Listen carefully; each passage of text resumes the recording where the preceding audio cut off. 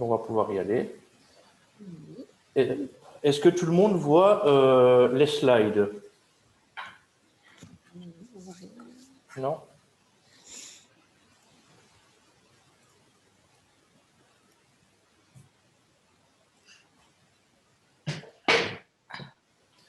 Et maintenant, vous les voyez?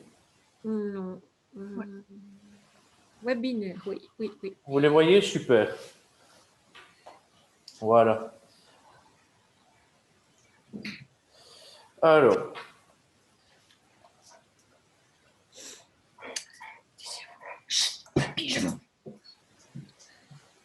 Dernier réglage, puis on va pouvoir y aller.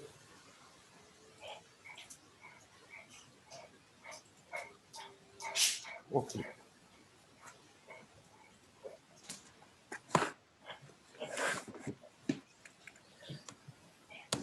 Voilà, on va pouvoir y aller. Voilà, bonjour à tous. Donc, on va commencer le webinaire. Merci à tous celles et ceux qui sont ici parmi nous, ça nous fait vraiment plaisir.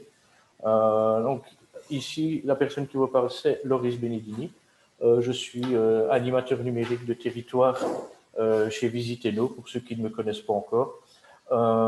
Et je suis accompagné de mon collègue Esteban, qui lui est aux commandes par écrit.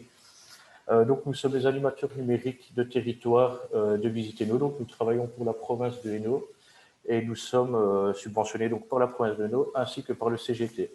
Tous nos services sont entièrement gratuits. Nous accompagnons les opérateurs touristiques pour les aider à améliorer leur présence en ligne. Alors, nos services sont divers et diversifiés. Nous faisons des accompagnements individuels, aussi bien en présentiel chez vous qu'à distance. Nous faisons également des ateliers sur place. Mais voilà, nous faisons également, maintenant c'est un nouveau service, les webinaires. Alors, pour ceux qui ne connaissent pas, vous pouvez avoir plus d'informations sur notre site web pro.visiteno.be. Et Esteban vous envoie un lien ici avec plus d'informations, un article qu'on a rédigé avec, voilà, avec toutes les informations dont vous avez besoin. Pour ceux qui n'y sont pas encore, nous avons également un groupe Facebook où nous communiquons régulièrement avec vous. Facebook.com/groups/ANT, visitez-nous en un mot. Esteban vous envoie le lien également dans les commentaires. Alors, on va commencer par vous présenter un petit peu nos webinaires parce que c'est le tout premier. Vous assistez au premier webinaire de Visitez-nous. Donc, c'est un service que l'on lance en réaction au Covid, évidemment avec toutes les restrictions. Nous allons lancer au moins un webinaire par mois. On va commencer par un par mois en voyant comment ça évolue. Là, ici, évidemment, on est en direct, mais vous avez la possibilité de les suivre en différé si vous n'avez pas le temps d'y assister. Donc, nous allons les uploader sur YouTube et les relayer sur notre groupe Facebook. Donc, n'hésitez pas à nous suivre sur notre groupe Facebook si ce n'est pas encore fait, parce qu'on va relayer toutes sortes de contenus qui peuvent être intéressants pour vous. Alors, la spécificité de nos webinaires, à part aujourd'hui, je vais vous expliquer pourquoi, c'est que la thématique est choisie par les opérateurs. Donc, notre objectif, c'est vraiment de faire quelque chose pour vous, quelque chose que vous attendez. Donc, nous avons lancé des votes, en fait, pour voir quelle est la thématique qui vous intéresse le plus. Mais aujourd'hui, nous avons décidé de faire notre webinaire sur le community management. Pourquoi? Tout simplement parce que on voulait opter pour une thématique plus large, plus généraliste, pour pouvoir rentrer à notre aise dans le vif du sujet, pour parler un petit peu de tout ce qui peut être possible de faire sur la toile. Donc voilà, c'est pour ça qu'aujourd'hui, nous avons choisi la thématique, mais pour les webinaires suivants, nous vous demanderons de...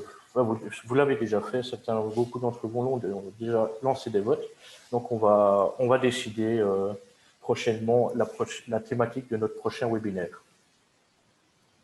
Alors, là, on va commencer, on va rentrer dans le vif du sujet. Alors, pour ceux qui n'aiment pas trop les anglicismes, c'est quoi le community management?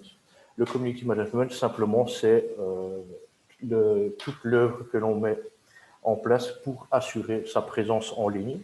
que ce soit sur les réseaux sociaux, sur Google, mais aussi évidemment sur la gestion des sites Internet.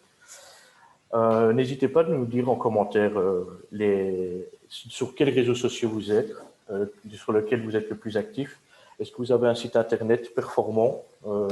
Est-ce que vous ajoutez régulièrement du contenu dessus? Voilà, on aimerait bien savoir. N'hésitez pas à nous le faire savoir en commentaire.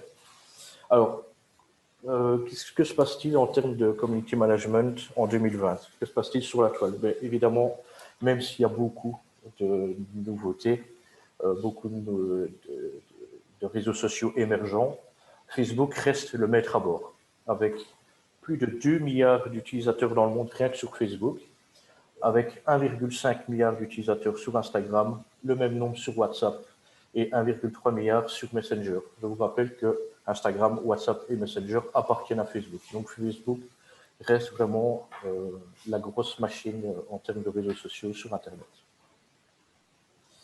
Nous sommes dans l'ère du mobile, donc là c'est quelque chose sur lequel on insiste beaucoup près des opérateurs. On a des opérateurs qui malheureusement n'ont pas de sites web responsifs, c'est-à-dire des sites web qui ne s'adaptent pas aux tablettes et smartphones. Pourtant c'est indispensable parce que déjà un site web responsive est mieux référencé sur Google, mais en plus maintenant il y a plus de gens qui utilisent leur mobile que leur ordinateur, donc il est important que votre site web soit adapté. Alors, en 2020, comme je viens de vous le dire, majorité du temps passé sur smartphone. Comme je viens de vous dire également, nous avons des sites web responsive. Nous avons des contenus essentiellement visuels, c'est-à-dire que quand vous regardez des anciens sites Internet, avant vous aviez des sites Internet où il y avait des petites photos et beaucoup de texte. Maintenant, ce qui se passe, c'est que c'est exactement l'inverse. Donc, on a des textes beaucoup plus courts avec des images plus larges et plus grandes. Alors, je vois qu'on a déjà des gens qui se rajoutent sur notre groupe. Merci beaucoup. On vous rajoutera après, on acceptera ça juste après le webinaire. Mais merci. Alors, est-ce que vous m'entendez toujours? Est-ce qu'il y a des questions ici?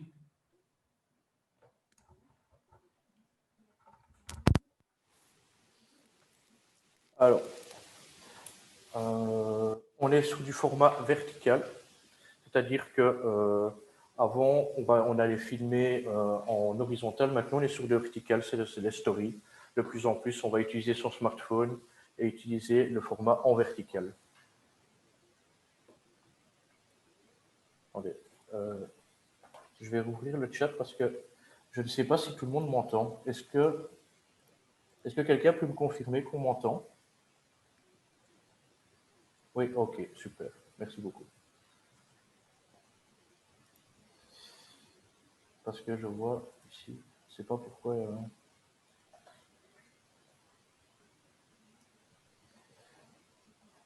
Alors, nous avons beaucoup d'applications mobiles que sont Instagram, Snapchat, WhatsApp, même TikTok maintenant évidemment.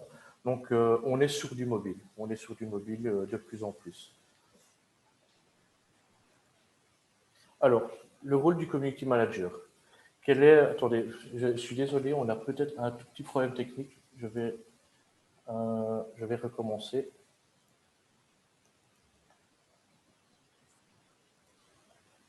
Voilà, je pense que maintenant c'est bon. Alors, le rôle du community manager, donc, en fait, les community managers, souvent c'est vous, si vous êtes propriétaire d'un gîte, d'un hébergement, c'est souvent vous-même qui assurez la gestion de vos réseaux sociaux. Donc, qu'est-ce qu'un community manager? Souvent, on dit le mouton à 5 pattes, c'est-à-dire que pour assurer une présence en ligne, il faut vraiment avoir des compétences très larges et très diversifiées si on veut tout savoir faire. D'ailleurs, quand vous regardez les offres d'emploi, des fois on demande de tout et son contraire. Master en com, spécialisation en communication digitale, en marketing, parler toutes les langues du monde, avoir 15 ans d'expérience, élaboration de plans de communication, gérer Photoshop, gérer Adobe Premiere, etc. Savoir gérer le storytelling digital native, etc. Enfin, quand vous voyez les offres d'emploi, ce que les recruteurs cherchent, voilà, il y a vraiment de tout. Parfois, les recruteurs confondent webmaster avec community manager. Donc, quel est le rôle premier d'un community manager? Le rôle premier d'un community manager, c'est explorer et fidéliser les communautés ciblées par une marque. Donc, votre but, c'est de faire la promotion de votre établissement sur les réseaux sociaux et d'avoir une bonne image sur les réseaux sociaux, de faire attention à votre e-réputation. Alors, le rôle du community manager, il y en a divers. Faire de la veille, donc tenez-vous au courant des nouveautés, de l'actualité du digital, des nouveautés. Vous devez savoir pouvoir créer du contenu. Il y a divers outils pour cela, on va en parler juste après, ne vous inquiétez pas. Vous êtes là également pour interagir avec votre communauté, répondre aux questions, répondre aux commentaires négatifs, super important. D'ailleurs, Esteban a fait un super article pour interagir avec comment interagir avec la communauté, comment répondre aux commentaires négatifs.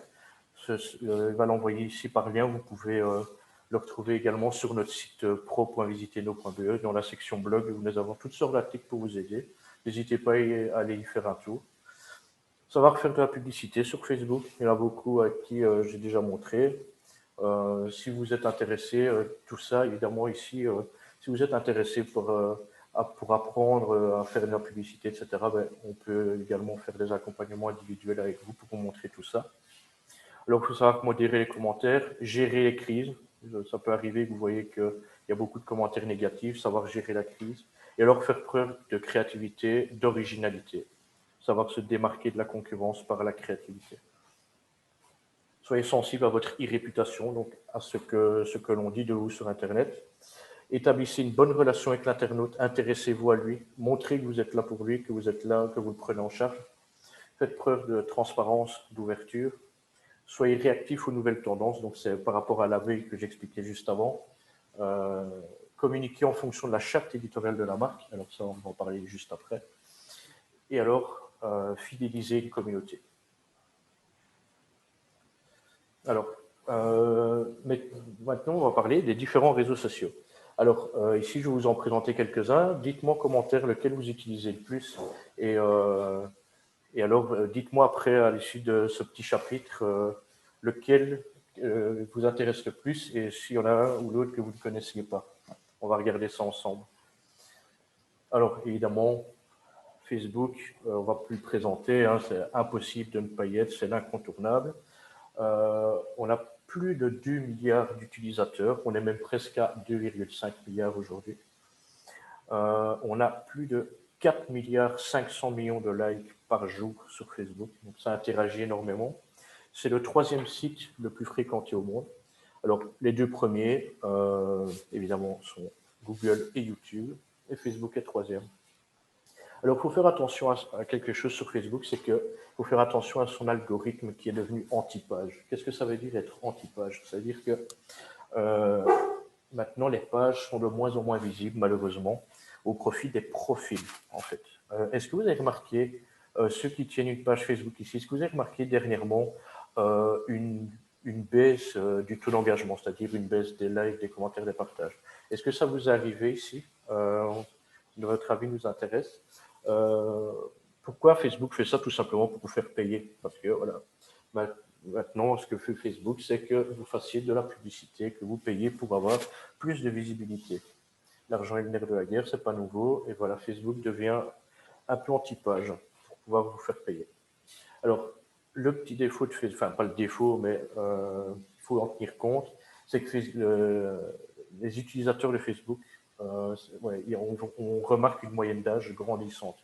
Donc, les jeunes commencent à quitter Facebook au profit d'Instagram ou au profit de TikTok, notamment de Snapchat, etc. Mais Facebook reste l'incontournable. Pourquoi? Parce que c'est le réseau social le plus généraliste, on va dire. Donc, c'est là qu'il y a la plus grande hétérogénéité du public. On a toutes sortes de publics que les autres réseaux sociaux sont peut-être un petit peu plus ciblés. Alors, Twitter, donc il reste quand même un poids lourd, même s'il a perdu beaucoup de sa superbe ces dernières années. Alors, nous avons 320 millions d'utilisateurs, 80% mobiles. Alors, Twitter, ça va être quoi? Ça va être le réseau social des journalistes, des stars et des influenceurs. C'est vraiment là que se trouvent les influenceurs et les journalistes. Donc, c'est là qu'on va avoir beaucoup plus d'informations. Donc, c'est l'idéal pour effectuer sa veille, parce que là, vous allez voir les tendances du jour. Vous allez voir les hashtags les plus utilisés du jour. Les hashtags sur Twitter et sur Instagram ne sont pas utilisés du tout de la même façon. Sur Twitter, ça va vraiment être changeant. Ça va vraiment être selon les tendances du jour. Donc, c'est idéal pour vous vous tenir au courant sur l'actualité et pouvoir rebondir là-dessus. Alors, la différence par rapport à Facebook, c'est que sur Facebook, vous avez des profils et des pages. Ici, sur Twitter, tout le monde a la même chose. C'est un profil, que l'on soit une entreprise ou une personne lambda. Et alors, avant un tweet, c'était 140 caractères, qui n'est pas beaucoup, et maintenant, c'est 280 maximum. Donc, sur Twitter, vous ne pouvez pas faire beaucoup de texte. C'est impossible. Après 280 caractères, c'est bloqué. Donc, c'est vraiment un réseau social de réactivité et de texte court, mais donc il faut tout faire pour être le plus court possible et le plus pertinent possible. Alors, LinkedIn, ça c'est intéressant parce que nous avons beaucoup d'opérateurs qui ont du mal avec LinkedIn et qui ne savent pas s'ils doivent être présents sur LinkedIn. Qu'est-ce que vous en pensez, vous? N'hésitez pas à nous le dire en commentaire. Ici, LinkedIn, on va dire que c'est le Facebook Pro. Pourquoi je dis le Facebook Pro? Parce que l'interface ressemble très fort à Facebook. On a des likes, des commentaires, des partages, un type d'actualité qui est quasiment égal en termes d'affichage. Alors, c'est le réseau social où les demandeurs d'emploi vont poster leur CV, vont essayer de mieux se vendre pour pouvoir trouver un emploi. Mais on a beaucoup d'entreprises qui y sont. Alors, contrairement à Facebook, certaines fonctionnalités de LinkedIn sont payantes. Il y a la version Pro de LinkedIn qui est payante. Il y a des tutos qui sont également payants pour aider à la recherche d'emploi. Il y a aussi des groupes, etc., comme sur Facebook pour les conversations.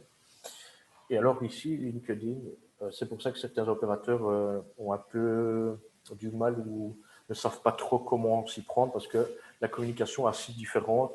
On est sur une communication plus corporate, on dirait plus lisse, en fait, plus professionnelle. C'est pas du tout le même type de communication, il faut pouvoir s'adapter. Il faut avoir une belle offre aussi en termes de tourisme d'affaires, par exemple. C'est là que on a une autre. Si vous voulez atteindre des personnes lambda, ben, ce n'est pas vraiment sur LinkedIn qu'il faut aller. Sur LinkedIn, vous allez plus toucher les entreprises, par exemple, si vous avez des salles de réunion, etc., pour pouvoir toucher les entreprises. Voilà. Peut-être que sur LinkedIn, ça peut être pertinent pour vous. C'est un peu plus, voilà, communication un petit peu plus lisse. Alors, ici, bien sûr, Instagram. L'autre incontournable, j'ai envie de dire, il est en train de rattraper Facebook petit à petit, même s'il appartient à Facebook, mais voilà, commencent à se concurrencer un petit peu. On est sur 1,5 milliard d'utilisateurs.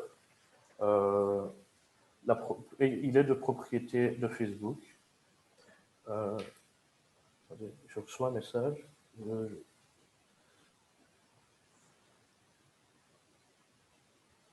On me dit qu'on entend quelqu'un faire un petit peu de bruit. Donc, est-ce que vous pouvez essayer chacun, s'il vous plaît, de désactiver votre micro? Moi, personnellement, je n'ai pas entendu, mais voilà, quelqu'un m'a envoyé ça. Donc, si tout le monde pouvait désactiver son micro, s'il vous plaît, comme ça, il n'y a pas d'interférence. Je vous remercie d'avance. Alors, on commence avec Instagram. Alors, c'est une application mobile de partage de photos. Instagram est également disponible sur PC, même si vous avez beaucoup moins de fonctionnalités. Ça reste fortement mobile. Partage de photos, de vidéos. Vous avez d'autres applications pour ajouter des fonctionnalités à Instagram. On pense à Repost for Instagram, que personnellement, chez Visitez-nous, on aime beaucoup, qu'on utilise beaucoup. On vous en reparlera vers la fin de ce webinaire. On a un public qui avant était beaucoup plus jeune, mais qui vraiment ici est en train de se diversifier. Un public de plus en plus hétérogène au niveau de l'âge. Donc c'est pour ça qu'il devient un petit peu comme, enfin pas comme Facebook parce qu'on l'utilise pas de la même façon, on verra ça tout à l'heure, mais ça devient un réseau social incontournable et un peu généraliste comme peut l'être Facebook. Et alors ici, c'est fortement inspiré de Snapchat avec les stories. Les stories étant au départ une idée de Snapchat et pas du tout d'Instagram, qui a fortement copié Snapchat pour exister. Alors, justement, Snapchat, le pionnier du mobile, ça c'est vraiment la première application mobile connue qui est devenue un réseau social. On a un petit peu, quand même beaucoup moins qu'Instagram, on a 229 millions d'utilisateurs. C'est une application, celle-ci, qui est exclusivement mobile, donc vous n'y avez pas accès sur PC. Alors, c'est ici la différence par rapport à Instagram. Instagram était fortement orienté vers les jeunes et maintenant se diversifie un petit peu, que Snapchat reste beaucoup plus ciblé. 75% des utilisateurs ont moins de 25 ans. Donc là, on est sur un réseau social qui reste fortement orienté jeune. C'est l'inventeur des stories. Alors, la spécificité de Snapchat, c'est que ce sont des contenus éphémères qui disparaissent au bout de 24 heures. Alors qu'Instagram, bien que les stories disparaissent au bout de 24 heures, les publications là peuvent rester éternellement, que Snapchat, après 24 heures, ça disparaît. Alors, malgré qu'Instagram ait voulu choper toutes les parts de marché, Snapchat fait preuve d'une très belle croissance et qui a explosé avec le confinement notamment. Donc, ça reste intéressant. Si vous voulez atteindre une cible plus jeune, Snapchat peut être intéressant parce que il tient le coup. Il tient le coup malgré Instagram et même TikTok. Il tient le coup.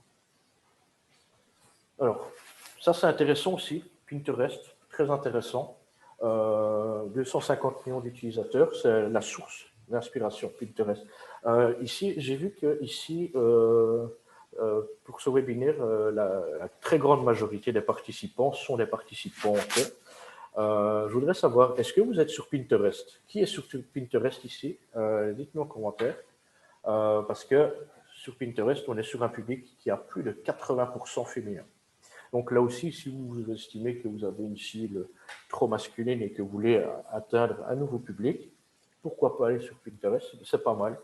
C'est un chouette réseau social, surtout très intéressant pour le secteur touristique, parce que on va utiliser, en fait, sur Pinterest, c'est un réseau social qui est utilisé comme une sorte de tableau, et on va épingler des contenus sur ce tableau par thématique. Et beaucoup de personnes vont sur Pinterest pour chercher de l'inspiration, trouver des bons plans, etc. Donc, dans le tourisme, ça peut être très intéressant à utiliser. D'autant plus que c'est un des réseaux sociaux qui connaît la plus grande croissance. Donc, pourquoi pas? C'est intéressant. Alors, comment ne pas parler de TikTok? Là, je ne suis pas certain que tout le monde connaisse TikTok. C'est le nouveau réseau social à la mode. La moyenne d'âge est inférieure à 18 ans. Donc là, on est vraiment sur un réseau social très, très, très jeune, qui existe d'ailleurs depuis 2016. Avant, ça s'appelait Musical.ly. Ça a été racheté par une firme chinoise. TikTok est un réseau social chinois qui, en même pas 4 ans d'existence, possède déjà quasiment 1 milliard d'utilisateurs. Donc là, c'est vraiment c'est exponentiel. C'est des contenus exclusivement vidéo en format vertical, comme je vous le disais tout à l'heure, le fameux format vertical. Sur TikTok, c'est exclusivement comme ça. Alors, c'est des petites capsules vidéo sous forme de sketch auxquelles on associe une musique, etc.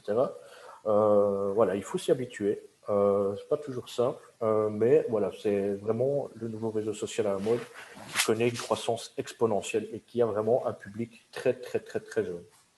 Donc, si vous voulez être réactif à l'actualité, pourquoi pas. Après, ici, ce qui est important à spécifier, je vous dirai juste après, parce qu'il y a également d'autres réseaux sociaux, il y en a plein d'autres. Hein.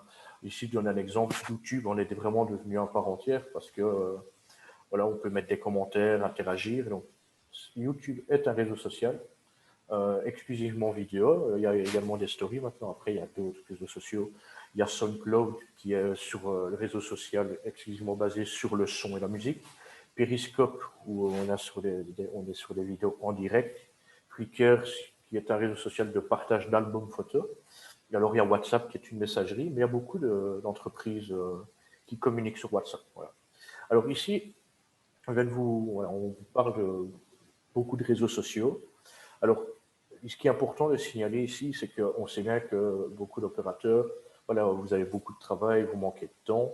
Ici, ce qu'on vous dit, c'est pas d'être sur tous les réseaux sociaux, ça sert à rien. On préfère vous dire d'être actif sur un ou deux réseaux sociaux, mais être bien dessus, être performant dessus, plutôt que d'être présent sur 5-6 réseaux sociaux pour faire du mauvais travail. Parce que ça prend du temps, ça prend beaucoup de temps d'être actif sur les réseaux sociaux. Il y a du travail derrière, de la préparation. Donc, ici, on vous fait une petite présentation. Mais voilà, ici, le but n'est pas de vous dire de vous inscrire à tous ces réseaux sociaux. Il y a de la réflexion derrière du travail. C'est justement pour ça qu'on va vous parler ici de la charte éditoriale. Alors, la charte éditoriale, c'est vraiment le document qui va vous permettre en fait de réfléchir à toute votre stratégie. Qui ici a une charte éditoriale? Est-ce que quelqu'un ici a déjà rédigé une charte éditoriale?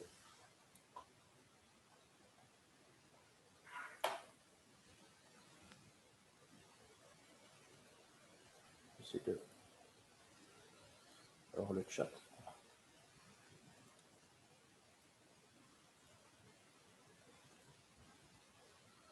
Je vais regarder un petit peu. Voilà, comme Esteban le dit très bien, ne pas utiliser tout sur tous les réseaux sociaux. Ici, je vois que Charleroi, visite Charleroi, une charte éditoriale.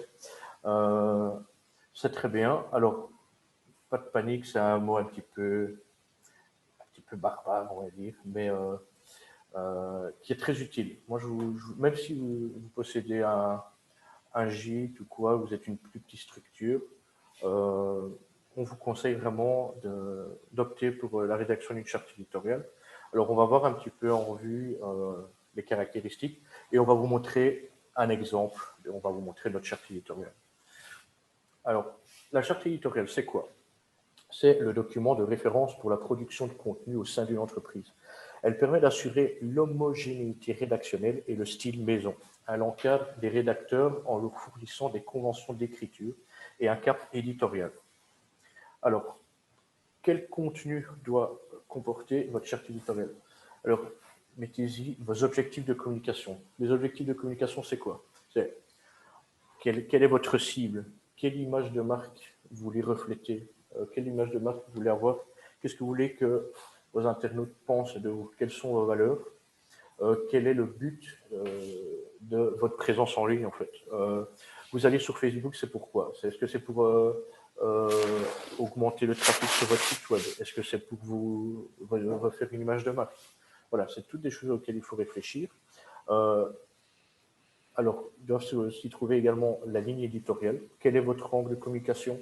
Quel est le ton que vous souhaitez utiliser? Est-ce que vous voulez utiliser un ton un peu plus léger, un peu plus humoristique, ou un ton un peu plus sérieux? Voilà, ça c'est en fonction évidemment de votre cible. Quel type de contenu vous allez utiliser pour pouvoir justement atteindre vos objectifs? À quelle fréquence allez-vous publier? Et quelle est votre stratégie SEO, référencement naturel? Donc, ça, on va voir après. Qu'est-ce que vous allez mettre en place pour pouvoir augmenter, améliorer votre position sur les moteurs de recherche? Alors, quels sont les intérêts de la charte éditoriale? Ça va vous permettre d'assurer la cohérence de vos publications. Que vos publications soient cohérentes l'une de l'autre. Vont vous permettre de communiquer en fonction des valeurs de l'entreprise, d'uniformiser votre communication, peu importe qui publie. Tout ça, c'est important parce que dans certaines grosses structures, il y a plusieurs personnes qui gèrent la page Facebook, qui gèrent d'autres pages. Et donc, la charte éditoriale va vous permettre d'avoir une cohérence et de faire en sorte qu'on ne va pas remarquer en fait qui publie, parce que ce sera toujours la même chose, ce sera cadré. Sachez évidemment que le freestyle ne fonctionne pas. Si vous n'avez pas de stratégie derrière, ça va être vraiment beaucoup plus compliqué d'avoir une page qui est performante. Alors, je vais vous montrer notre charte éditoriale. J'ai reçu un message. Alors, il y a encore un micro qui gêne. Je vais regarder.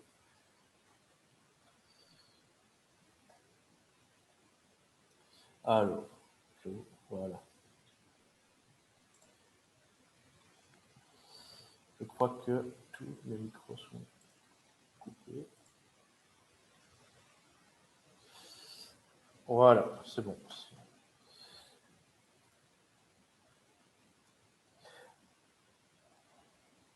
Voilà. Alors, notre charte éditoriale.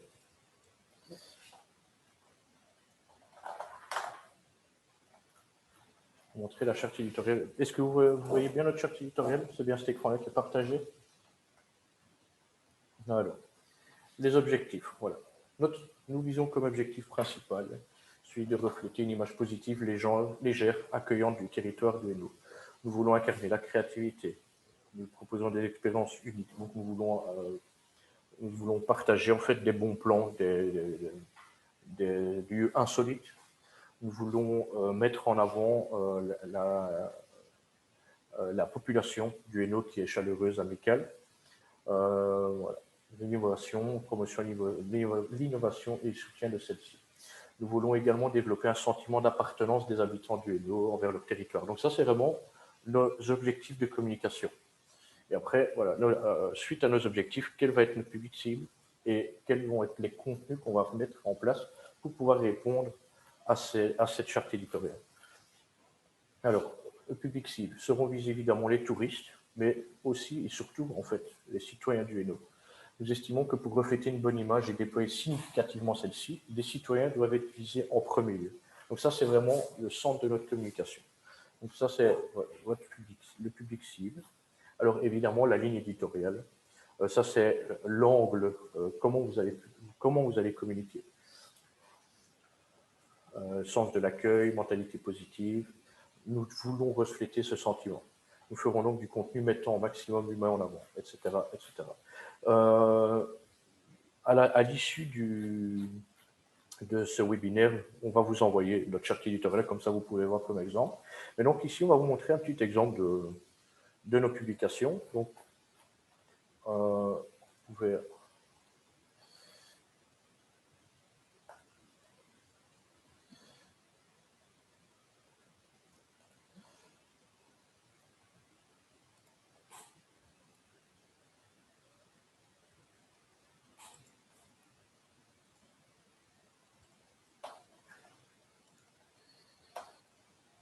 Alors, on va regarder ensemble nos publications. Voilà, sur Visitez-nous.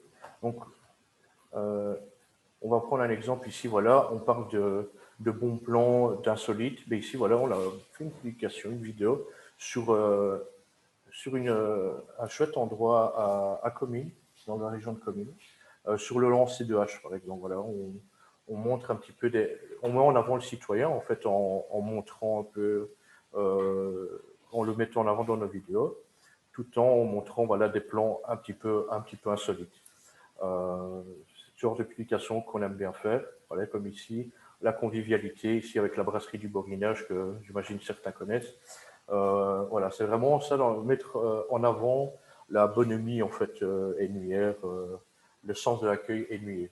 Donc voilà, ça il y a une réflexion derrière tout ça. Donc on réfléchit à quelle est notre cible, quels sont nos objectifs de communication, et puis on adapte les contenus, évidemment.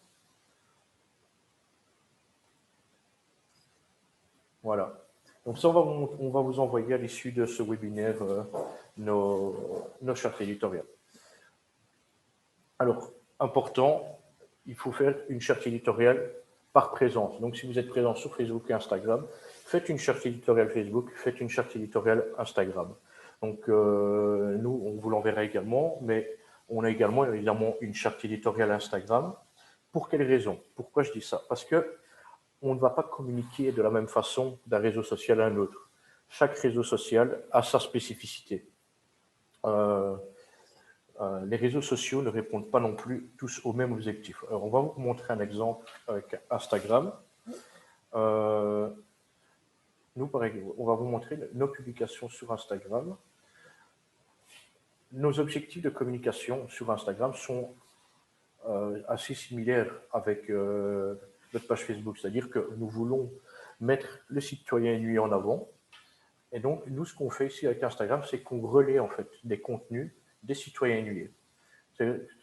par exemple, quand vous voyez ici en bas, voilà, Valérie Verzel en bas, ben là, ce sont des contenus que l'on repartage sur notre page. Donc, nous souhaitons mettre en avant l'ennemi et son amour pour sa région via notre page Instagram. Donc, là, on adapte les contenus, on ne fait pas la même chose que sur Facebook, tout simplement parce que ce ne sont pas les mêmes réseaux sociaux. Et voilà, donc ils ont chacun leur spécificité et il faut s'adapter. Je vais vous donner un exemple. Si vous voulez, par exemple, augmenter votre trafic sur votre site web, eh bien, ce n'est pas sur Instagram qu'il faut être, c'est sur Facebook parce que sur Facebook, ben, on a des liens. Voilà. Sur Facebook, voilà, ici, on a des liens cliquables comme ici. Je clique, je vais sur mon site. Sur Instagram, il n'y a pas de lien cliquable. Je vais vous montrer un exemple d'un autre de Plugstreet, qui a une chouette présence en ligne sur Instagram. Regardez ici, je prends ici, regardez le lien ici, le lien n'est pas cliquable. Donc, en fait, ce qui se passe, c'est que personne ne va cliquer là-dessus, enfin, on ne sait pas cliquer.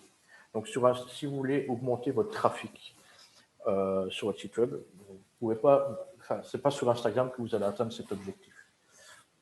Donc ça, c'est important. Ça, c'est juste un exemple, évidemment. Mais voilà, tout ça pour dire que on ne va pas avoir la même présence en ligne, la même stratégie en fonction des réseaux sociaux. Tout simplement parce qu'ils sont différents. Donc il faut s'adapter pour avoir une stratégie différente. Donc ça, c'est très important. Donc pour vous donner un exemple sur Facebook, mais c'est peut-être, vous allez aller sur Facebook pour augmenter le trafic, parce que vous pouvez faire des textes plus courts. Sur Facebook, ça on en parle souvent dans nos ateliers, on va avoir voilà, ici vous voyez des publications, la publication est assez courte, il n'y a pas beaucoup de texte, voilà, deux phrases d'accroche et puis boum, un lien. Sur Instagram, ben, ça c'est vraiment différent. Sur Instagram, c'est un peu l'inverse en fait. Vous ne pouvez pas mettre de lien, donc mettez plus de texte. Les publications sur Instagram avec beaucoup de texte sont celles qui fonctionnent bien. Ici, voilà, on a quand même plus de texte. Par exemple, ici, voilà, on explique des anecdotes, un peu plus de texte, plus d'informations, en fait, un contenu plus informatif que sur Facebook. On va avoir un texte qui est plus court, mais un lien vers un contenu plus étoffé. Donc voilà, tous les réseaux sociaux ne s'utilisent pas de la même façon, ça c'est important. Si vous voulez avoir évidemment un accompagnement là-dessus ou un atelier, ben, nous sommes là pour vous aider. N'hésitez pas à nous contacter par la suite.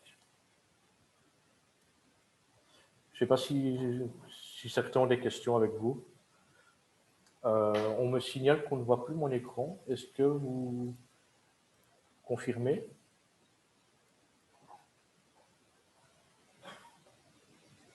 Ah, je vois que on ne voit plus l'écran. Ah bon, quand j'ai partagé.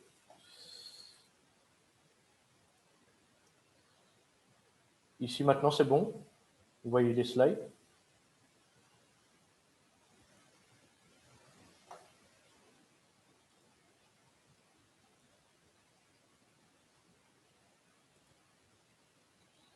Bon, on reprend.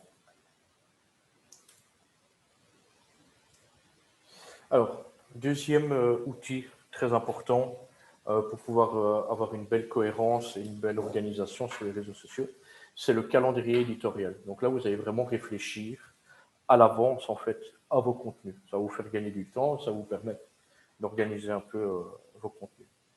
Alors, le calendrier éditorial, c'est quoi? C'est un outil de planification qui répartit le travail à fournir sur les différentes plateformes et les thématiques sur une période définie, et ce, en cohérence avec la ligne et la charte, en fait, la charte éditoriale. Idéalement, cette planification se fera sur une base annuelle ou au minimum sur une base trimestrielle. Alors, on va vous montrer ici un peu notre calendrier éditorial. Vous l'avez ici, vous le voyez? Non?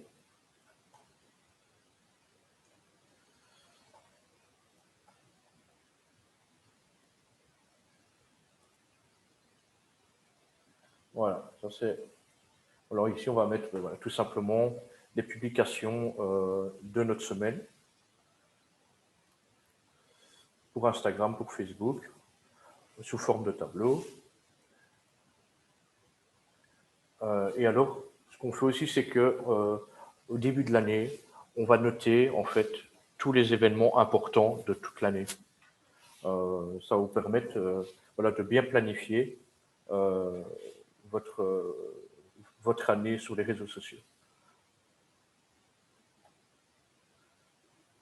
Alors, ça va vous permettre en fait de réfléchir vraiment à un programme éditorial, d'éviter le syndrome de la page blanche, parce que parfois, quand on est un peu dans la précipitation, quand on n'est pas préparé, des fois on manque d'inspiration, en fait, on a peur de manquer d'inspiration et on ne sait pas quoi publier, en fait. On a des opérateurs comme ça qui nous disent on ne sait pas quoi mettre.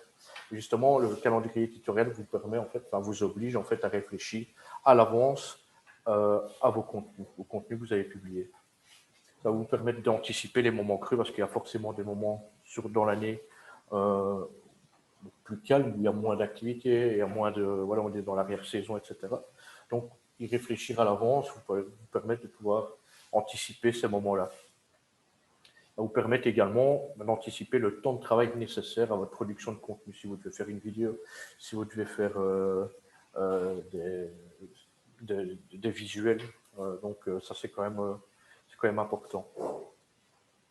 Alors, j'insiste là-dessus, de bien organiser vos contenus, de bien vous prendre à l'avance, mais il est important également de surfer sur l'actualité. Donc ça veut dire quoi? Ça veut dire que l'idéal, en fait, c'est de bien prévoir vos contenus tout en étant réactif à l'actualité. Ici, c'est un exemple d'une page qui est vraiment sympa, c'est la page d'Oasis, qui vraiment s'adapte complètement à l'actualité. Donc ça, c'est l'idéal, en fait, quand vous êtes sur les réseaux sociaux, c'est vraiment de bien prévoir vos contenus tout en étant réactif à l'actualité et voilà, de publier des choses aussi sur le tas. Essayer de lier les deux, en fait. Alors, maintenant, on va passer à une autre étape très importante, c'est l'écriture web. Alors, parce que le community management, ce ne sont pas que les réseaux sociaux. Ce serait trop simple. L'écriture web, donc là, c'est la rédaction sur votre site web. Alors, la rédaction web, c'est quoi? C'est un exercice qui consiste à associer certaines règles d'écriture avec le référencement naturel, le SEO, afin de pouvoir vous rendre plus visible sur Internet. Alors, pour ceux qui ne connaissent pas, c'est quoi le SEO? C'est quoi le référencement naturel? C'est quoi? Ça consiste à optimiser un site web afin qu'il obtienne la meilleure visibilité possible dans les résultats naturels des moteurs de recherche, tels que Google ou Bing. 3 points doivent être pris en compte: la technique, le rédactionnel et les liens. Donc, mettre des liens dans votre texte. Alors, quelques intérêts, quelques conseils. Bon, ici, c'est vraiment le référencement naturel, c'est un très gros chapitre qu'on ne va pas développer aujourd'hui parce que, comme je vous ai dit, c'est un webinaire qui est plus généraliste. Moi, si vous êtes intéressé, on pourra aller plus vers un webinaire sur le référencement naturel parce que c'est un gros chapitre. Alors, quels sont les intérêts du référencement naturel de la rédaction web? C'est qu'on va déjà insérer des mots-clés spécifiques. Donc, vous allez faire un contenu et même des gens qui ne vous connaissent pas, en tapant un mot-clé spécifique, vont pouvoir vous retrouver. L'exemple le plus frappant, le plus général, par exemple pour les gîtes, par exemple, on va avoir un gîte sur Chimay. Les gens qui vont taper gîte Chimay, ben, ils vont avoir accès à plusieurs sites internet de gîte à Chimay. Donc l'objectif, c'est d'être en tête, c'est d'être devant vos concurrents. Alors, on va atteindre des sites spécifiques avec un contenu spécifique. Donc là, on va avoir des personnes qui vont faire un article de blog avec des mots-clés sur une thématique particulière. Par exemple, vous allez faire un article sur les événements qu'il y a dans votre région. Vous allez faire un bel article et avec ce contenu-là, ben, il y a des gens qui vont taper des mots-clés spécifiques et qui vont tomber sur votre contenu, même s'ils ne vous connaissent pas, parce qu'ils vont taper des mots-clés sur Google. Et dans les résultats de recherche, si votre travail était bien fait, vous serez dans les premiers. Et là, vous allez pouvoir atteindre des nouvelles cibles, une nouvelle clientèle. Ça va vous permettre de vous constituer une image de marque, montrer votre savoir-faire.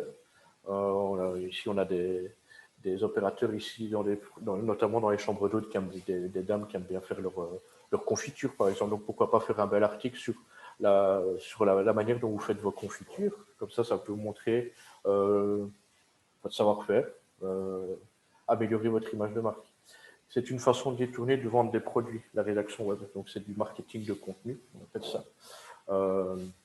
Donc, c'est de la publicité, mais un petit peu détournée avec la rédaction de blog, d'articles de blog. Alors, quelques conseils pour quand vous rédigez un contenu sur votre site web. Essayez d'avoir un titre accrocheur sans être, passez-moi l'expression, putaclic. Essayez de trouver un bon titre, réfléchissez aux mots-clés que vous utilisez dans votre titre parce que c'est très important. Les mots-clés qui se trouvent dans le titre sont les mots-clés les plus importants. Alors, bien remplir la métadescription, on appelle ça donc quand vous rédigez votre texte, mais avant de le publier, vous allez devoir remplir des données. Je ne sais pas si certains ont leur site web sur WordPress, mais voilà, vous avez des extensions comme Newstesso qui peuvent vous aider à faire tout ça. On va en parler juste après. Alors, quand vous rédigez sur Internet, mettez les éléments que vous estimez les plus importants en début d'article. Pourquoi? Parce que Google va estimer que les mots-clés les plus importants sont ceux qui se trouvent en début d'article. Donc, quand vous faites un article, faites 2 ou 3 paragraphes, et le paragraphe le plus important, mettez-le en premier. Utilisez un langage simple et compréhensible de tous. Alors ici, je vais être paradoxal, parce que chacun d'entre nous, à l'école, au cours de français, on nous disait de ne pas tout le temps mettre les mêmes mots. Et ici, je vais vous dire l'inverse, en fait. Il ne faut pas hésiter à répéter plusieurs fois un même mot-clé. S'il y a un mot-clé que vous estimez important, n'hésitez pas à le mettre plusieurs fois dans votre texte. En faisant ça, Google va comprendre, en fait, que ce mot-clé est important. Donc là, c'est un petit peu paradoxal, mais c'est comme ça, sur la rédaction web. Alors, autre paradoxe, utiliser des textes courts. Paradoxalement, sur Internet, on a une place illimitée, mais il faut utiliser des textes plus courts avec des belles et grandes images. Alors qu'avant, comme je vous ai dit tout à l'heure, c'était exactement l'inverse. Et alors, comme je vous ai dit également tout à l'heure, assurez-vous que votre site et vos contenus soient responsive, donc que votre contenu soit tout aussi agréable à lire sur smartphone que sur ordinateur. Donc ça, c'est très, très important. Alors, tout ce que je viens de dire peut peut-être paraître un petit peu compliqué, mais heureusement, vous n'êtes pas seul. Il y a des extensions sur certains sites. Bon, nous, on utilise WordPress, donc on connaît Yoast et ça, mais pour ceux qui ont un site web sur Wix ou sur Drupal, etc., il existe aussi des aides comme ça. Alors, en quoi ça consiste, par exemple, Yoast et ça? Comme vous voyez ici sur l'écran, une fois que vous avez créé du contenu, Yoast va vous dire ce qui peut être amélioré ou ce qui a bien été fait. Donc voilà ici, vous voyez, il donne vraiment des conseils pour vous aider à optimiser votre contenu. Donc, si vous avez WordPress, foncez, installez Yoast SEO. Si vous avez un autre outil CMS pour votre site web, ça existe également. Donc, on pourra regarder à ça si certains souhaitent un accompagnement individuel, on pourra regarder à ça ensemble, sans problème.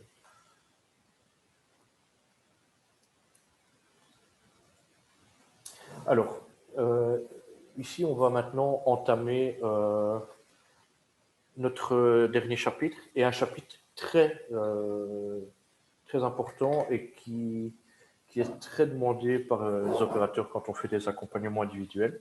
C'est quelques outils simples d'utilisation qui peuvent vraiment vous aider au quotidien quand vous travaillez sur Internet.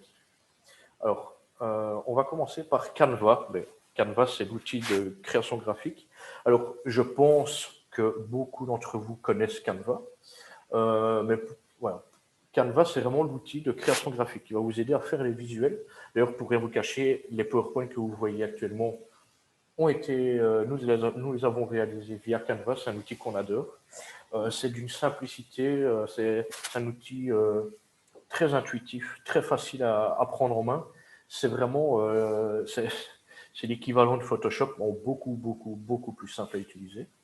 Donc, moi, je vous conseille de créer un compte pour ceux qui ne connaissent pas et d'essayer de vous familiariser avec l'outil, en sachant qu'on propose également un atelier Canva. L'atelier Canva, par contre, On préfère le faire sur place, c'est plus simple à mettre en place qu'à distance. Donc, si vous êtes intéressé, faites-le nous savoir, contactez-nous, on pourra organiser ça. Esteban vous envoyer le lien pour vous inscrire sur Canva. Donc, si vous ne connaissez pas, essayez de prendre cet outil en main, c'est très simple à utiliser et très chouette en fait, c'est vraiment sympa à utiliser.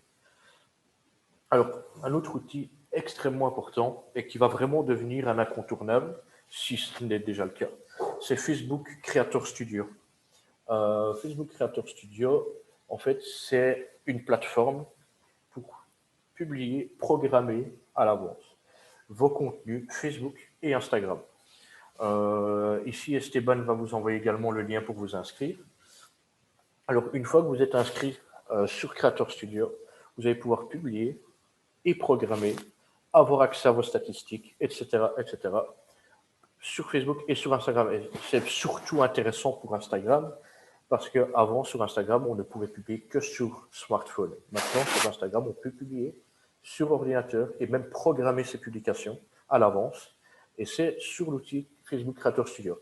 D'ailleurs, Esteban a fait un très chouette article sur le site pro sur comment prendre en main l'outil Creator Studio. Il vous l'envoie ici dans le chat, donc n'hésitez pas à aller y faire un tour. Donc voilà, ça c'est vraiment un outil très très important, surtout si vous voulez commencer à bien publier sur Instagram. C'est vraiment très intéressant à utiliser. Alors, il y a Bitly. Bitly, c'est quoi? C'est un réducteur d'URL qui va vous permettre de customiser vos URL. Ça, je vais vous montrer un exemple.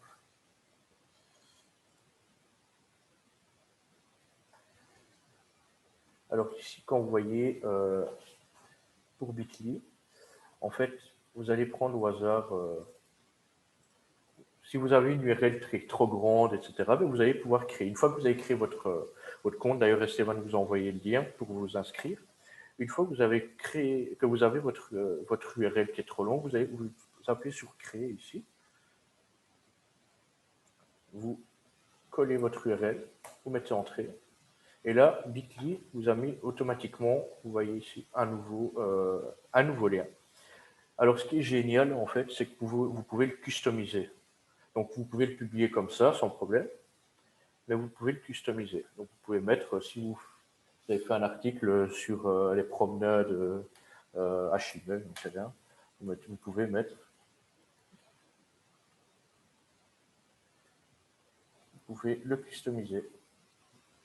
Donc, ça, c'est vraiment... Donc, en plus d'être esthétique, c'est plus joli de publier un petit lien customisé plutôt qu'un long lien avec une suite incohérente de lettres et de chiffres. Mais en plus de ça, ce qui est bien avec cet outil, c'est que vous pouvez vérifier combien de personnes ont cliqué sur votre lien. Par exemple, ici, voilà, on a fait un article sur les parcs naturels des Hauts-Pays. Voilà, on voit que 24 personnes ont cliqué dessus. Donc, avec Bitly, en plus d'être plus esthétique, vous allez pouvoir vraiment voir qui clique sur votre lien. C'est vraiment un excellent outil d'analyse également. Donc ça, on vous le conseille très très fortement également. Alors, il y a également Google Trends. Alors Google Trends, c'est un outil de veille, mais également pour vous permettre de rebondir à l'actualité. Donc ça, Esteban va vous envoyer le lien également. C'est un outil vraiment intéressant parce que vous allez pouvoir voir ce qu'on dit, quelles sont les tendances du moment, les recherches les plus effectuées sur Google. Comme ça, vous allez pouvoir voir peut-être les sujets de l'actualité pour pouvoir rebondir dessus, éventuellement faire des publications, pouvoir rebondir sur l'actualité. Vous pouvez également sur Google Trends entrer un mot-clé spécifique, par exemple Eno, et voir ce qu'on dit dessus, voir quels sont les sujets associés à tel mot-clé. Comme ça, vous allez pouvoir voir un petit peu quelles sont les tendances en fonction d'un territoire, en fonction d'un sujet précis, etc. Donc ça, on vous le conseille, c'est vraiment très intéressant. Alors, un autre outil de Google, c'est Google Alert. Alors, Google Alert est un outil qui va vous permettre de faire votre veille numérique.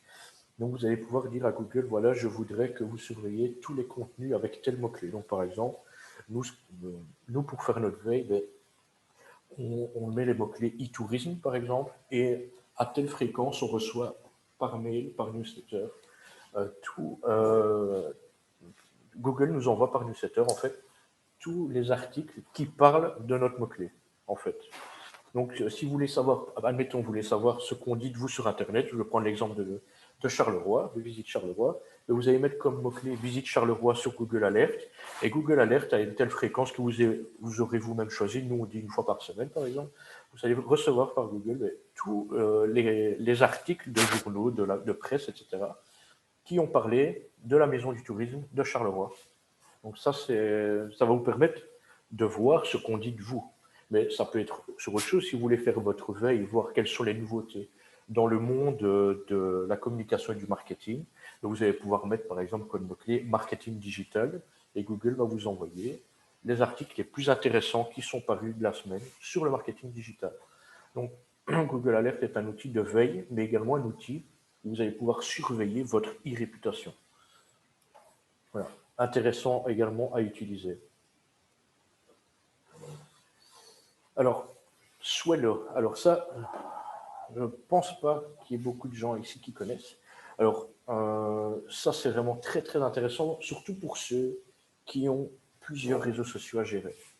Alors, Swello est un outil qui va vous permettre de gérer, si pas toute votre présence en ligne, au moins une grande partie.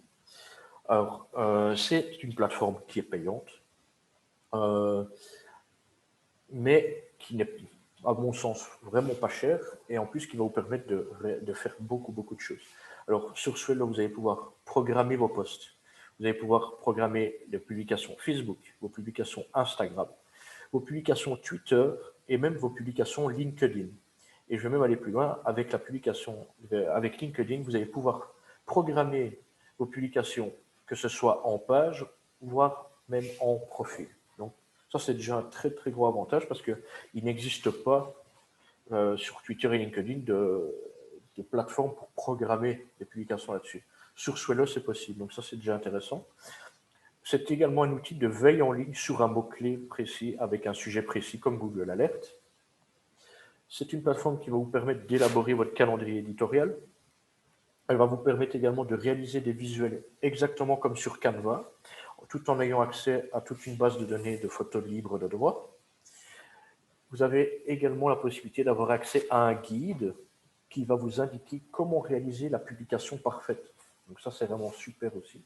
Vous allez pouvoir, en plus de ça, avoir accès à toute l'analyse de vos statistiques, de votre performance sur la toile. Et alors, vous avez en plus d'autres outils tels que les réducteurs d'URL comme Bitly. Donc ça, c'est vraiment une plateforme très intéressante. Alors, je ne peux pas vous faire de démonstration parce qu'on n'a pas de compte. Pour tout vous dire, en fait, on a été contacté par leur community manager qui nous a fait une démonstration. On a trouvé ça vraiment super bien fait. Esteban vous envoie une vidéo YouTube où on présente vraiment l'outil.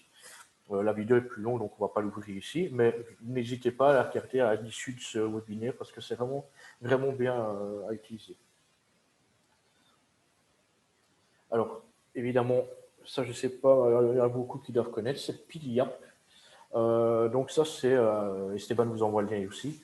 Là, vous avez, c'est sur une page, tous les emojis, tous les emojis que vous pouvez utiliser sur les réseaux sociaux. Ça vous fait gagner du temps parce que sur Facebook, les emojis sont rangés entre catégories, etc. Ils sont plus durs à sélectionner. Qu'avec Piliap, il suffit de cliquer sur l'emoji que vous voulez publier et c'est copié directement. Vous n'avez plus qu'à cliquer droit et coller sur votre page Facebook, Instagram, LinkedIn ou autre. Donc ça, c'est un outil qui va vous faire gagner pas mal de temps.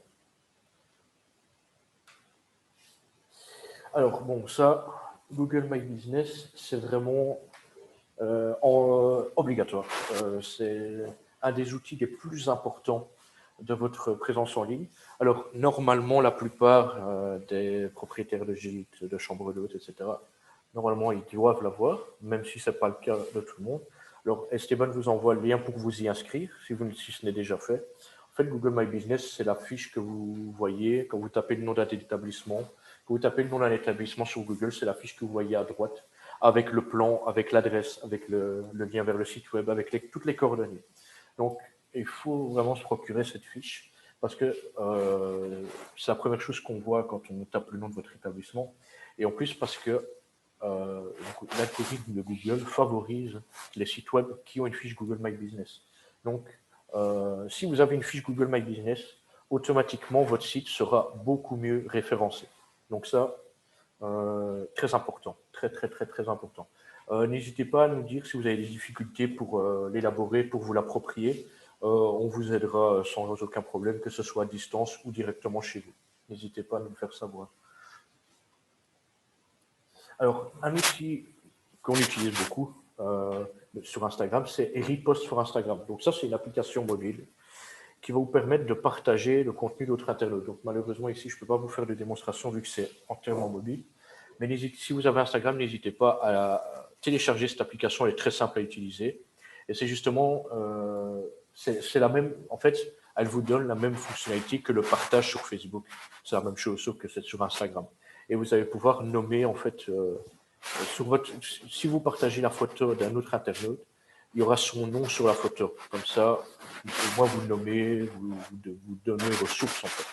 Donc ça, c'est le fameux outil qu'on utilise pour relayer les contenus de nos internautes sur Instagram. Donc c'est un outil qu'on utilise tous les jours, qui est facile à prendre en main, qui est intéressant. Donc on vous le conseille également. Ensuite, alors ça c'est la nouveauté, ça existe depuis 2-3 jours. Peut-être que certains d'entre vous avaient l'application mobile qui s'appelait Gestionnaire de page. C'était l'application mobile de la gestion d'une page Facebook où vous pouviez dessus programmer l'application et tout, mais sur mobile. Maintenant, ça s'appelle Business Suite Facebook, c'est tout nouveau. Et là, en fait, c'est devenu, si vous voulez, l'équivalent de Creator Studio, mais sur mobile. Donc, vous allez pouvoir gérer, publier, programmer vos contenus Facebook et Instagram. Donc, si vous êtes souvent sur votre ordinateur, sur votre mobile, plus souvent en tout cas que sur votre PC, ben, n'hésitez pas à télécharger cette application qui est bien faite, qui a été mise à jour. Donc, voilà. Maintenant, vous pouvez également l'utiliser pour Instagram, alors qu'avant, c'était uniquement Facebook. Donc, intéressant également. Voilà. Après un peu plus d'1 heure d'atelier, on a abordé un peu de tout. Je vous remercie pour votre écoute.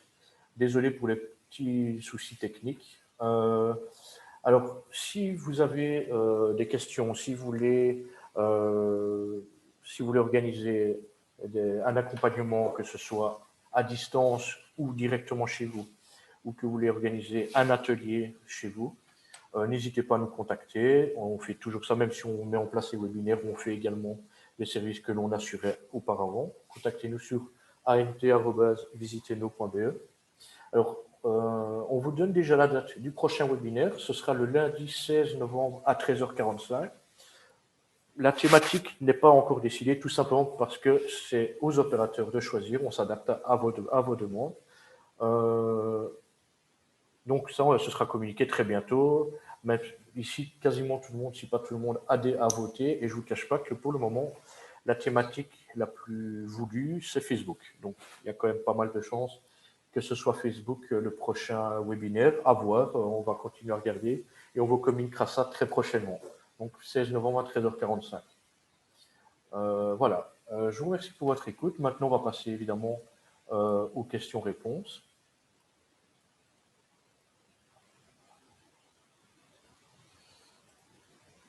Est-ce que quelqu'un aurait des questions? Vous pouvez soit poser vos questions par écrit, soit désactiver votre micro et n'hésitez pas à prendre la parole.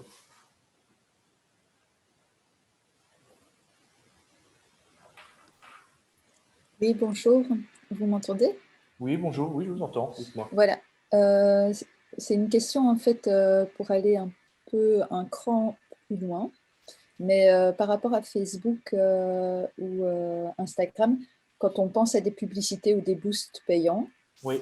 que par exemple, vous avez des conseils comme une règle ou voilà, par exemple, quel montant il est intéressant d'investir pour que ce ne soit pas des sommes astronomiques, on va dire, Oui.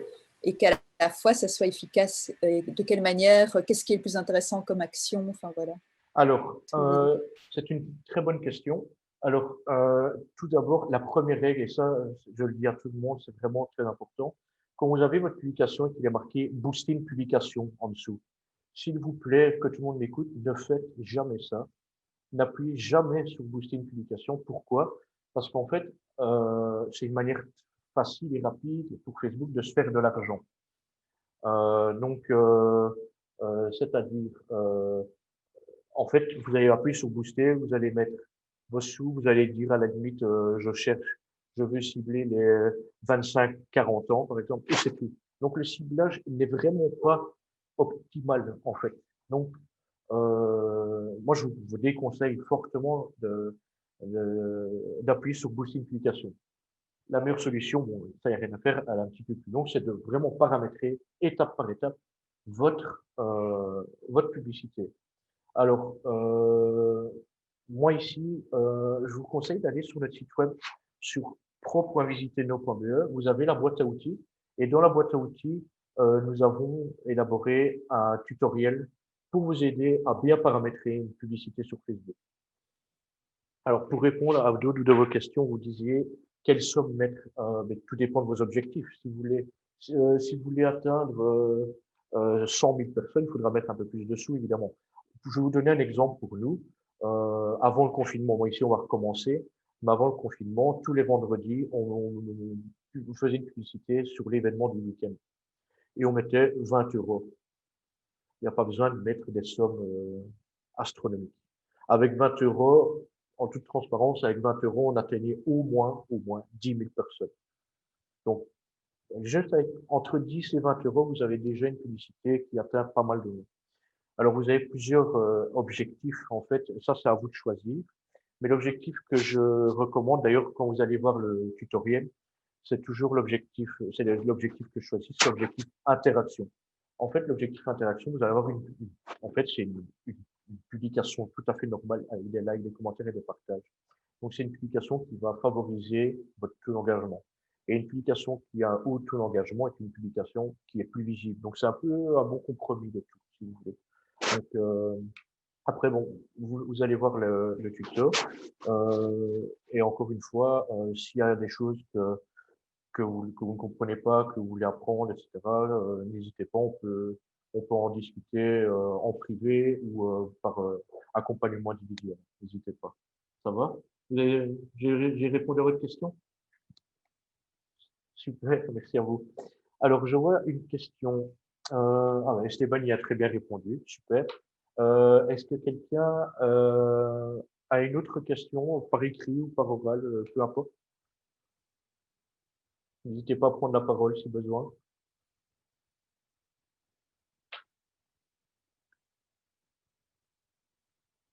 Oui, c'est par écrit.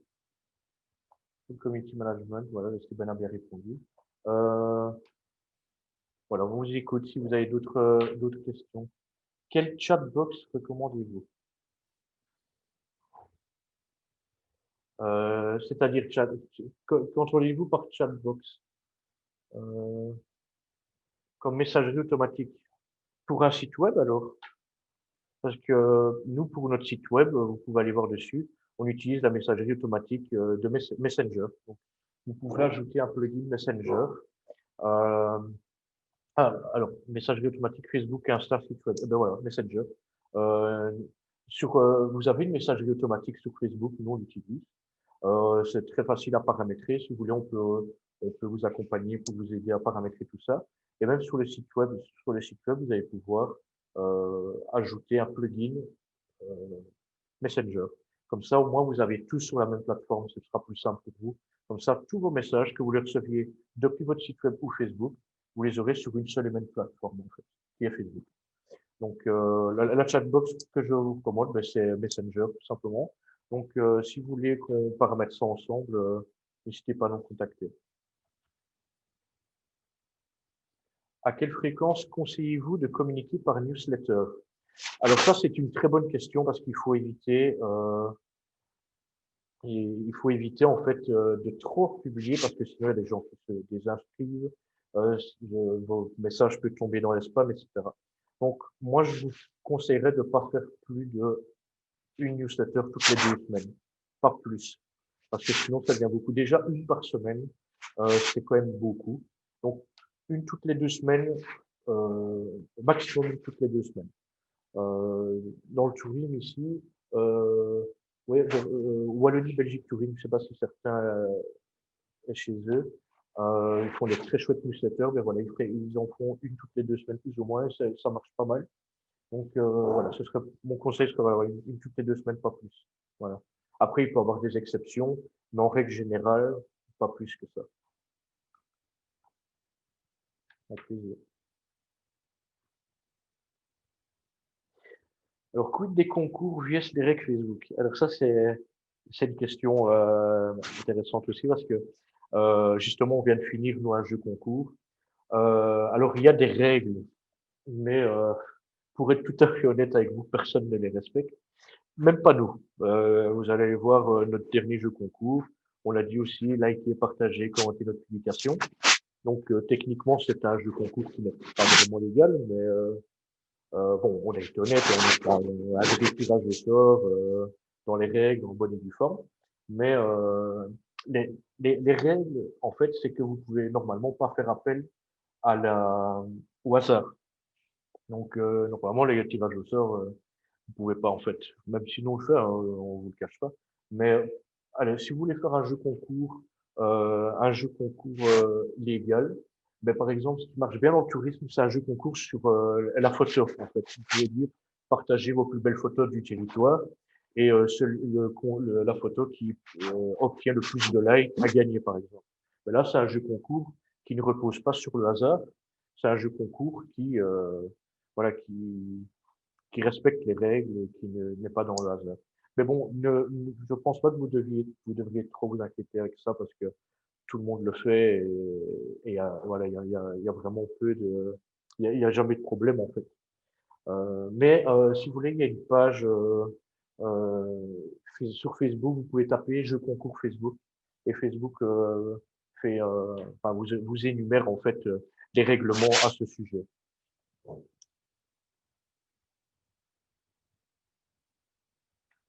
Est-ce qu'il y a d'autres questions? N'hésitez pas à prendre la parole. Alors, quid des concours? Donc là, je viens d'y répondre. Alors, les règles, nous avons différentes pages Facebook, car nous avons différentes activités. On s'est vu d'en faire sauter ou les fusionner ou les maintenir. Alors,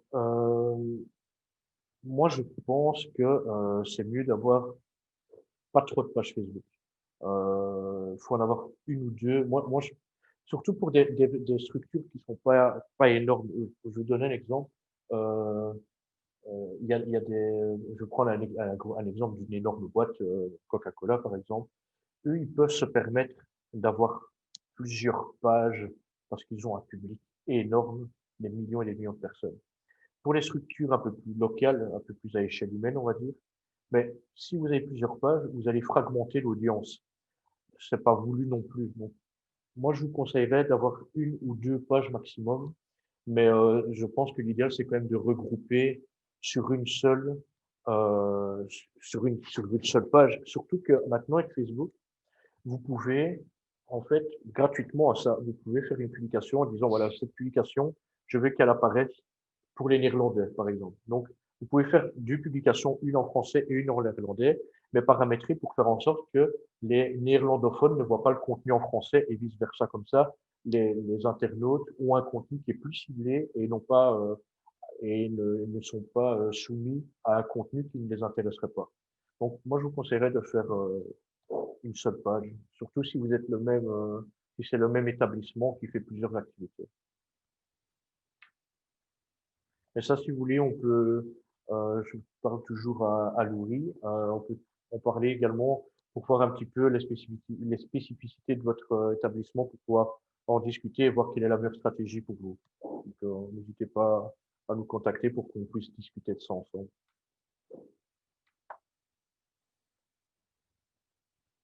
Y aurait-il d'autres questions? On est toujours à l'écoute. Alors, quelle utilité des QR codes sur Facebook et ou des pixels. Alors, les QR codes sur Facebook, bon, c'est pas très utilisé. Les QR codes sont peut-être plus intéressants sur smartphone, par exemple, pour des codes promo, que sais-je, ou plus intéressant sur un affichage, par exemple, sur Facebook, c'est moins utilisé quand même. Sur Facebook, autant mettre un lien vers un site web. Enfin, après, je ne serais pas interdit de le faire, mais j'en vois moins personnellement l'utilité de le mettre sur Facebook. Moi, à votre place, les QR codes, j'utiliserais plus pour les codes promo, quoi, ou des réductions, ainsi que sur les affichages. Les QR codes sur les affichages sont très pertinents. Par contre, quand vous parlez des pixels, est-ce que vous parlez bien des pixels Facebook à rajouter les lignes de code? C'est ça? Alors, ça, c'est très intéressant. D'ailleurs, nous, on l'utilise. Le pixel Facebook, c'est une ligne de code que vous allez mettre sur votre site web. Comme ça, vous allez pouvoir voir, en fait, euh, comment ça, comment vous expliquer ça? Le pixel Facebook, en fait, va vous permettre de savoir qui vient sur votre site web depuis votre page Facebook. Donc, en gros, ça va vous permettre d'évaluer la performance de votre page Facebook. À quel point votre page Facebook vous permet d'augmenter votre trafic sur votre site Internet. C'est ça le pixel Facebook. Et nous, on l'utilise pour notre publicité. Parce que comme ça, on voit, voilà, on va dire, ah ben, aujourd'hui, on a eu une augmentation de nos visiteurs sur notre site Internet grâce à notre publicité sur Facebook. Parce que au moins, ça va vous permettre de voir si le budget que vous investissez dans la publicité va vous permettre d'augmenter votre trafic sur votre site Internet. Donc ça va vous permettre d'évaluer l'efficience de votre publicité. Donc le pixel Facebook, très, très, très important, très, très intéressant à utiliser. Y aurait-il d'autres questions? On est toujours à l'écoute. Mais par rapport au pixel Facebook, excusez-moi. Mais du coup, comment vous le générez concrètement ou, je veux dire, qu'est-ce que c'est exactement? C'est ça. Pardon? Donc, qu'est-ce que c'est exactement? Enfin, comment on le génère? Parce que je vois très bien, évidemment, comme tout le monde, le QR code. Mais le pixel Facebook, je ne vois pas Ah, du tout ce que c'est, en fait. alors, ça, c'est très technique. On va pouvoir regarder ça après, si vous voulez. Ah, En ok. fait, Oui. le pixel Facebook, en fait, vous allez c'est assez long et fastidieux à mettre en place. Je ne sais pas si vous avez un webmaster ou quelqu'un qui s'occupe de la gestion de votre site Internet, ou c'est vous. Ouais, ben, nous, on l'a fait pour notre site web, donc on va pouvoir regarder ça avec vous. En fait, c'est, il y a une plateforme qui s'appelle Facebook for Developers, donc c'est une plateforme qui appartient à Facebook, mais avec ça, vous allez pouvoir générer pour vous votre votre pixel Facebook, qui est une ligne de code à rajouter sur votre site web. Mais c'est très technique, donc ça, on va pouvoir regarder ça après. On l'a mis en place pour notre site web, donc on va pouvoir vous aider à le faire si vous voulez.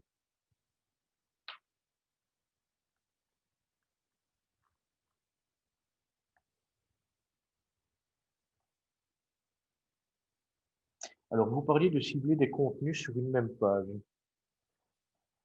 Cibler des contenus sur une même page, c'est-à-dire, est-ce que vous pouvez reformuler votre question, s'il vous plaît? Je ne comprends pas trop la question. Cibler des contenus sur une même page. Euh, je ne vois pas.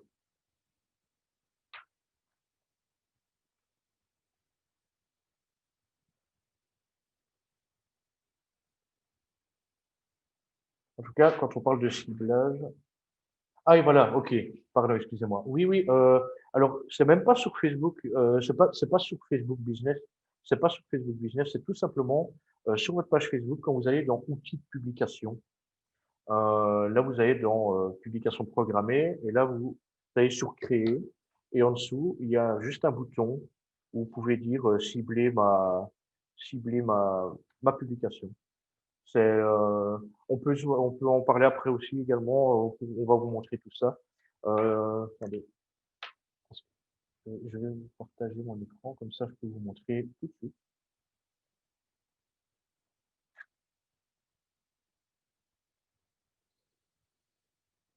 Alors que vous allez ici dans outils de publication,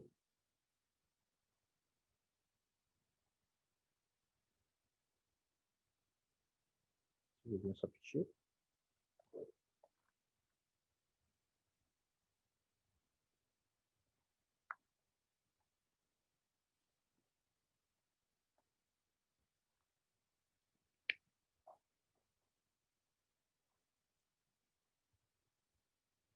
Voilà.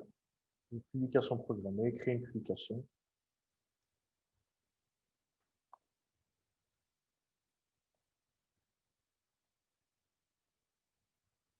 Ouais, ça a été mis,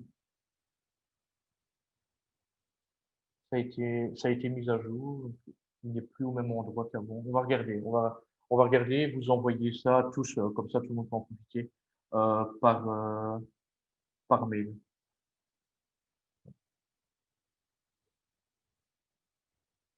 Vous pouvez ici cibler par lieu, mais avant, vous pouvez cibler également par langue. On va regarder à ça pour vous et l'envoyer à tout le monde parce que avec la mise à jour, c'est un peu été modifié. Donc, ne vous inquiétez pas, on retient bien votre question et on vous répond.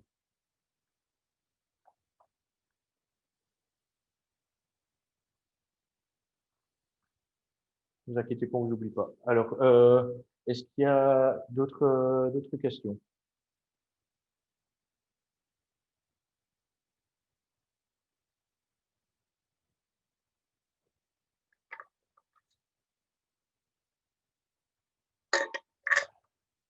Bon, s'il y en a, euh, on voit qu'il y en a plus au moment. OK.